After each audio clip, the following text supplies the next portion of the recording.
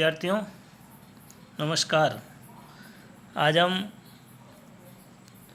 चौथे अध्याय का तीसरा भाग का अध्ययन करेंगे। इसमें कवि बिहारी के दोहे हैं,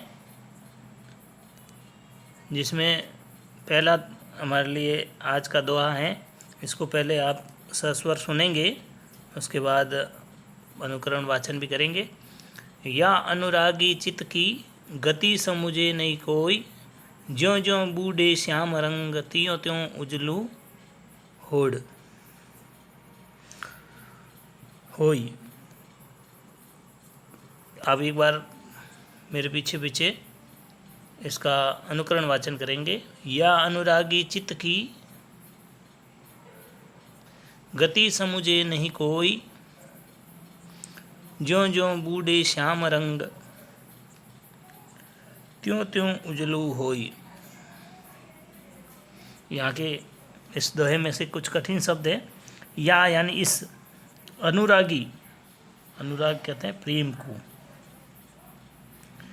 प्रेम रंग में रंग जाने वाली इच्छा वाला। चित्त, चित्त कहते हैं मन को।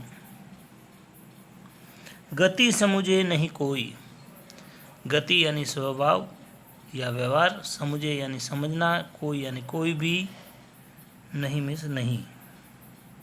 ज्यों ज्यों बूढ़े श्याम रंग, ज्यों ज्यों यानी जैसे जैसे श्याम रंग, बूढ़े माने डूबना, ज्यों ज्यों श्याम रंग में डूबता जाता है, त्यों त्यों मतलब ज्यों ज्यों डूबता जाता है त्यों त्यों उतना ही उजलू यानी उजला या स्वच्छ हो यानी होता जाता है। ये कुछ कठिन शब्दार्थ हैं। संदर्भ हम लिखेंगे। प्रस्तुत दोहा हमारी पाठ्य पुस्तक में संकलित कवि बिहारी के दोहों से लिया गया है। प्रसंग के अंदर हम लिख सकते हैं, कवि इस दोहे में प्रेमी के मन की विचित्र व्यवहार की को प्रस्तुत किया है। कवि ने एक दोहे के माध्यम से प्रेमी के मन में जो विचित्र व्यवहार है उसको प्रस्तुत किया है। कवि बिहारी क्या कहना चाहते हैं? या अनुरागी चित्त की गति समुझे न कोई। या बिहारी जी कहते हैं कि या अनुरागी, या मिस इस प्रेमी की, या इस प्रेम के रंग में रंग जाने वाली इच्छा रखने वाले की, रंगे हुए की, चित्त यानी मन की,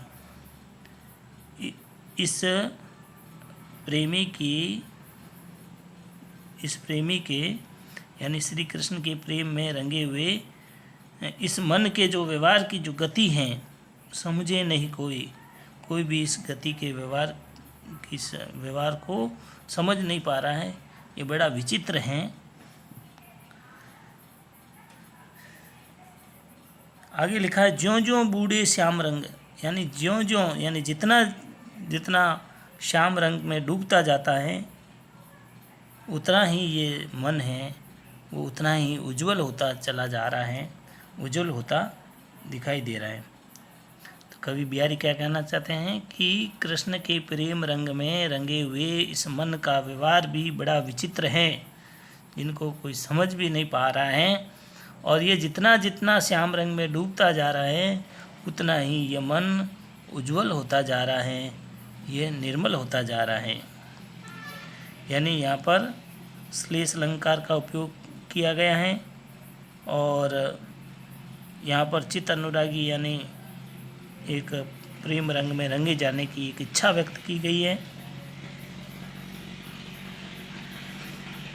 अगला हमारा दोहा है, भजन कहियो तात भजियो, भजियो न एको बार, दूरी भजन जाते कहियो, सोते भजियो गवार।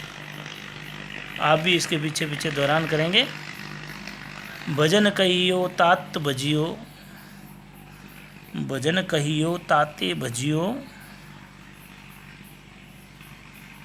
भजियो न एको बार, दूरी भजन जाते कहियो, सोते भजियो गंवार। प्रस्तुत दोहे में से कुछ कठिन शब्दार्थ। भजन कहियो ताते भजियो। भजन यानी स्मरण करना यानी भजना। तासो यानी उसमें, भजियो यानी दूर भागना। बाजियो न यानी भजन नहीं किया। इसमें पहले प्रथम पंक्ति में आया ना, भजन कहियो ताते भजियो। भजियो मतलब दूर भागना, और भजियो न यानी भजन नहीं किया। एको बार, भजन एक बार भी नहीं किया। आगे हैं दूरी भजन जाते कहियो। दूरी भजन यानी दूर भागना। सोते भजियो गवा, सो में से वह, और ते यानी तूने, भजियो यानी स्मरण किया या अपनाया, गवार यानी मूर्ख या नासमझ की तरह। इस तरह से ये कठिन शब्दार्थ है। कवि बिहारी अपने इस प्रस्तुत दोहे में हम संदर्भ लिखेंगे, प्रसंग लिखेंगे। प्रस्तुत दोहा हमारी पाठ्य पुस्तक में संकलित कवि बिहारी की सत्सई से लिया गया है, रचित दोहों में से लिया गया है।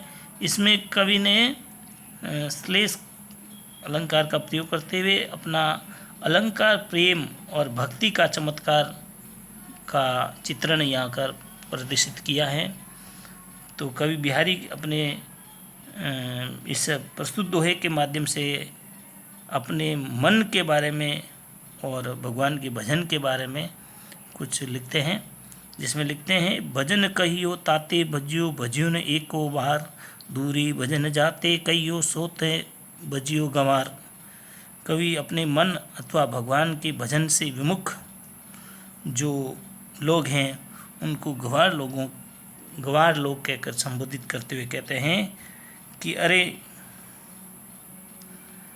भजन कहियो ताते भजियो, यानी हमने तो तुमको जिसका भजन करने और स्मरण करने का कहा गया, भजियो ने एको बार, उसको तूने एक बार भी नहीं भजा, उसको एक बार भी नहीं अपनाया। दूरी भजन जाते कहियो, यानी उस भगवान के से, उस प्रभु से तो तू दूर भागता रहा। दूरी भजियो जाते कहियो, यानी उस भगवान से तो तू दूर भागता रहा जिसका हमने तुझे भजन करने के लिए कहा था। सोते भजियो गवार, और तूने जीवन में एक बार भी मतलब उस प्रभु का स्मरण नहीं किया, उसका भजन नहीं किया। और जिन सोते भजियो गवार, दूरी भजन जाते कहियो, जिस भजन से तुझे दूरी रखने के लिए कहा गया, यानी जिस सांसारिक मोह माया से तुझे दूर भागने को कहा गया था, तुझे दूर रहने के लिए कहा गया था, सोते भजियो गवार, तूने तो उसी को ही भजन किया है, उसी को ही स्मरण किया है और उसी का ही सेवन किया है, उन्हीं में तो डूबा रहा है। फिर तेरा उद्धार कैसे होगा? तूने उस भगवान का स्मरण ही नहीं किया। इसलिए जो भगवान का स्मरण नहीं किया उसको कवि बिहारी ने यहाँ पर गंवार शब्द के नाम से संबोधित किया है और कहा है कि भजन कहियो ताते भजियो, यानी जिसका तुझे कहियो यानी कहा गया था, जिस भजन का स्मरण करने के लिए तुझे कहा गया था, जिस भगवान का स्मरण करने के लिए कहा गया था, जिसके भगवान का भजन करने के लिए तुझे संबोधित किया गया था और अपनाने को कहा गया था, उस प्रभु से तो तू दूर भागता रहा। तूने जीवन में एक बार भी उस प्रभु का स्मरण नहीं किया, उसका भजन नहीं किया। और जिन दूरी भजन जाते कहियो, जिन से तुझे दूर रहने का लिए कहा गया था, जिसको त्यागने के लिए कहा गया था, उसी को तूने भजा है, उसी का तूने सेवन किया है और उसी का तूने भोग किया, उसी में डूबा रहा है। इसलिए एक बार तेरा उद्धार कैसे हो सकता है? इस प्रकार से कवि ने अपने इस छोटे से दोहे के माध्यम से ही गागर में सागर बढ़ने का काम किया है।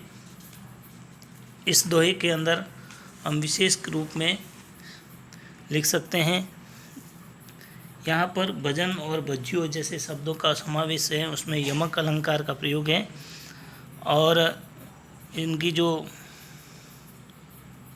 जो भाषा शैली है वो भाषा शैली एक कह सकते हैं कि एक आदेशात्मक या खिलवाड़ का ये दोहा है। भाषा शैली के साथ इसका खिलवाड़ किया हुआ है, ऐसा दोहा लगता है। और इसमें यमक अलंकार हैं और ईश्वर कवि ने बताया कि यदि सुख, सांसारिक सुख भोगों से आनंद यदि आप खोजना चाहते हैं तो ईश्वर के भजन से विमुख नहीं होना है, ईश्वर को अपने स्मरण करना है, ईश्वर का भजन करना है, ऐसा कहा गया है। अगला हमारा दोहा है, अजो तरियो ना ही रहियो, अजो तरियो ना ही रहियो, श्रुति सेवत इक रंग, ना कवास बेसरी लइयो, बसी मुकुतन के संग। आप पीछे पीछे दौरान करें। अजो तरियो नो ही रहियो, अजो तरियो ना ही रहियो, श्रुति सेवत इक रंग, नाक वास बेसरी लइयो, बसी मुकुतन के संग। यहाँ पर कठिन शब्दार्थ है आपके सामने। अजो यानी अब भी, तरियोना, तरियोना यानी कानों का एक आभूषण है, उनको कहा गया है।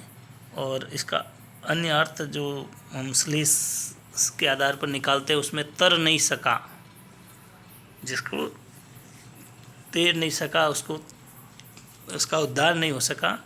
श्रुति, श्रुति यानी सुनना भी होता है, यहाँ पर ध्यान या वेद से किया गया है। सेवत यानी सेवा करना, शोभा बढ़ाना और अध्ययन करना। अलग अलग जगहों पर अलग अलग अर्थ। एक रंग, एक रंग में। आगे है नाकवास यानी नाक पर निवास करना या पहना जाने वाला, नाक पर पहना जाने वाला आभूषण। और दूसरे अर्थ में स्वर्ग प्राप्ति भी कहा गया है। बेसरी यानी नाक का आभूषण सामान्य, जिसको कहा गया। बसी मुकुतन के संग। लइयो यानी प्राप्त कर लिया। बसी यानी रहकर। मुकुतन यानी मोतियों या मुक्त पुरुषों या निष्पक्ष लोगों की तरह। इस तरह से इसके कठिन शब्दार्थ हैं। प्रसंग में हम संदर्भ देंगे। प्रस्तुत दोहा हमारी पाठ्य पुस्तक में संकलित कवि बिहारी के द्वारा रचित दोहों से लिया गया है और इस दोहे के अंदर श्लेष अलंकार के माध्यम से सत्संग की महिमा को दिखाया गया है और राज दरबारों में व्याप्त जो गुटबंदियाँ हैं या चुगलबंदियाँ हैं उनकी प्रवृत्ति की ओर ध्यान करवाया गया है। सामान्य इसकी व्याख्या करेंगे तो हम कहेंगे, कवि कह रहे हैं अजो तरियो ना ही रहियो, यानी अब भी कानों का एक जो पुराना आभूषण है तरियोना को संबोधित करते हुए कहते हैं, अरे तरियोना तू एक ही रंग में रहने के कारण, अजो तरियोना ही रहियो श्रुति सेवत एक रंग, यानी हे तरियोना तू एक ही रंग में, एक रंग मतलब उसका रंग जो स्वर्ण रंग होता है, सोने के समान होता है, उसके कारण से श्रुति सेवत एक रंग, तू एक अपने एक रंग में रंगे होने के कारण कोई प्रगति नहीं कर पाया, एक जैसा ही रहा।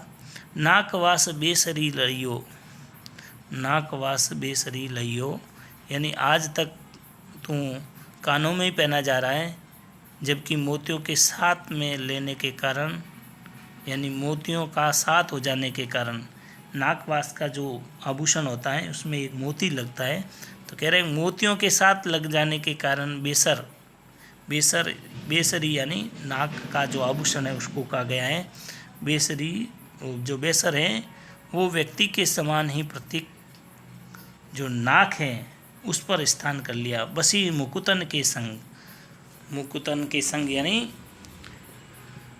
उस मोती से मिलकर, मुकुतन यानी मोती के संग मिलकर वो नाक पर पहना जाने वाला बेसर, वो जैसे व्यक्ति की नाक का जो कहते हैं ना, नाक का सामान है, नाक का सवाल है, उस व्यक्ति के नाक के समान प्रतीक स्थान तक वो पहुंच गया है, वहाँ लग गया है।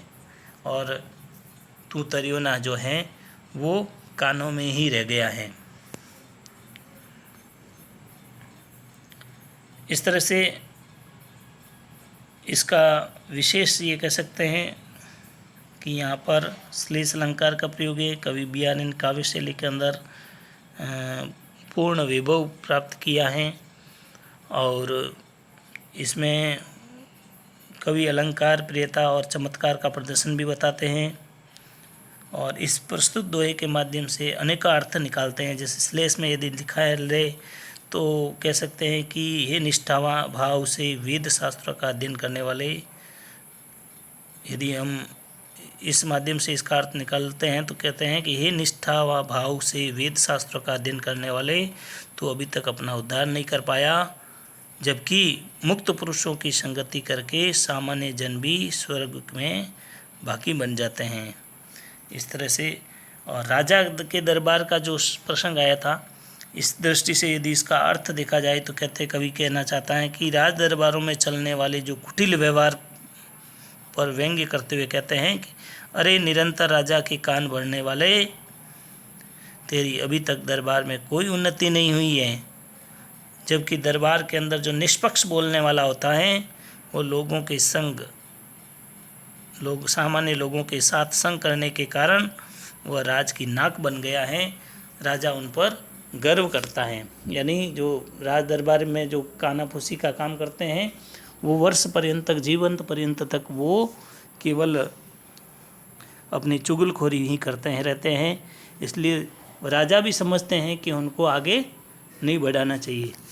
इसलिए उन चुगलखोरियों को ऊपर व्यंग्य करते हुए कहते हैं कि राज्य में तुम चुगलखोरी करने वाले, अभी तक दरबार में आपकी उन्नति नहीं हुई है। जबकि जो निष्पक्ष रूप से बोलने वाले हैं वो लोगों के संग मिलकर आज राजा के लिए गर्व की बात कर, राजा भी उन पर गर्व करने लग गए हैं। ऐसा अनेक अर्थ इससे निकलते हैं।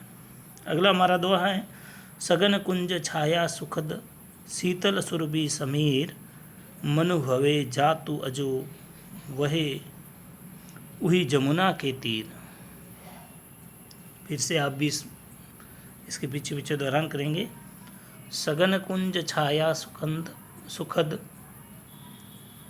शीतल सुरभि समीर, मनु हवे जात तू अजो वहे उहिल जमुना के तीर। हमारे सामने कुछ कठिन शब्दार्थ है। सगन यानी घना या घनी, सुखद यानी सुखदायिनी, शीतल कहते ठंडी को, सुरभि सुगंध, समीर हवा वायु, मनु हवे हवे जातु अजो वहे, हवे जातु यानी हो जाते हैं, वह यानी वही श्री कृष्ण जैसा, उसी यानी उसी जमुना के तीर, यमुना नदी के तट पर। वही प्रसंग संदर्भ देना में प्रस्तुत दोहा हमारी पाठ्य पुस्तक में संकलित बिहारी के दोहे से लिया गया है। बिहारी कृष्ण की भक्त कवि हैं और कवि ने इस दोहे में श्री कृष्ण की बिहारी भूमि जो यमुना तट है उसके सुखदायी वातावरण का वर्णन प्रस्तुत दोहे के अंदर किया है। कवि बिहारी कहते हैं, सगन कुंज छाया सुखंद शीतल सुरभि समीर, यानी जिस जमुना के तट पर कुंजों की सुखदायिनी छाया हैं, जहाँ पुष्पों की मधुर गंध है, सुखद सुखदायिनी छाया हैं और सुरभि यानी सुगंध है, और समीर सुरभि समीर यानी सुखंद गंध से युक्त जो शीतल पवन चल रही हैं। मनु हवे जातु अजो वहे उही जमुना के तीर, उस यमुना के तट पर पहुंचने पर आज भी व्यक्ति का मन उसी आनंदायी समय में जा पहुंचता है जब वहाँ श्री कृष्ण नाना प्रकार की क्रीड़ाएँ या रास लीलाएं करते थे।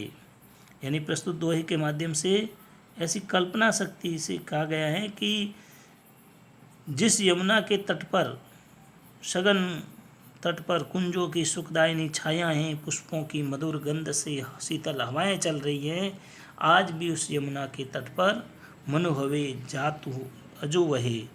यानी मनुष्य यदि आज भी वहाँ जाता है तो वहाँ पर उही जमुना के तीर तो वही सुखदायिनी छाया और पुष्पों की मधुर गंध और यमुना की शीतल छाया से अपने आप को आनंदमय समय में पहुँच जाता है और उस समय में पहुँच जाते हैं जिस समय श्री कृष्ण वहाँ लीलाएँ करते थे, क्रीड़ाएँ करते थे, रास लीलाएँ करते थे। इस तरह से प्रस्तुत दोहे में यहाँ पर एक सजीव चित्रण का प्रयास किया गया है और सरस भाषा का प्रयोग किया गया है। अनुप्रास अलंकार की यहाँ पर हमें छटा दिखाई दी है। सुखद शीतल सुरभि समीर, यहाँ बार बार शब्द की पुनरावृत्ति हुई है, अनुप्रास अलंकार है। इस तरह से आज के इस वीडियो में से हमारे सामने 5 प्रश्न हैं। इन सभी प्रश्नों का आप अपनी अभ्यास पुस्तिका में हल करेंगे। नमस्कार।